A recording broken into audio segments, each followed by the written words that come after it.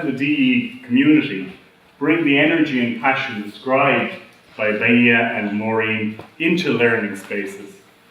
We need a broader conception of imagination at the heart of global learning, and we need utopic visions. We need to say no to reality as it is, no and 1,000 times no, if we're to build a more just and equal world. Good educators are already always bringing passion to learning spaces.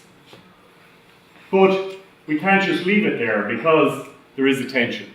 Schools, education systems, they tend towards maintenance of the status quo.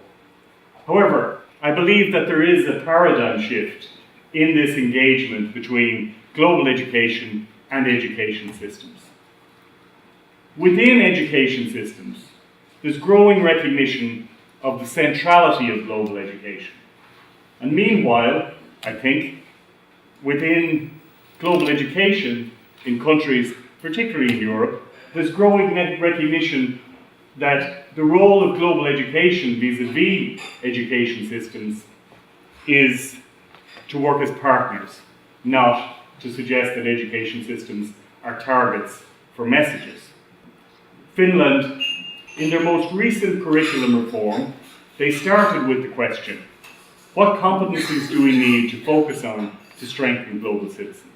And they ended with a declaration which suggests that in order to transform education systems, global education has to be at the heart of that. But up to now, within schools, there's not enough support for whole school processes. A whole school global learning process might involve not just starting with teachers, but starting with policymakers, with the policies within schools, with subject planning, with parents, students, but also having teachers at the core. Schools in Ireland. Where are we going to go from here? Well, don't go to the Leaving Cert. Let it die. It should have been dead a long time ago. Instead, junior cycle reform. Look at it on the NCCA website if you're not already deeply engaged in this.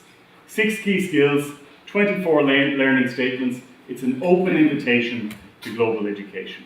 And finally, we leave it there, if that's okay. Thank you. Thank you very much, Steve.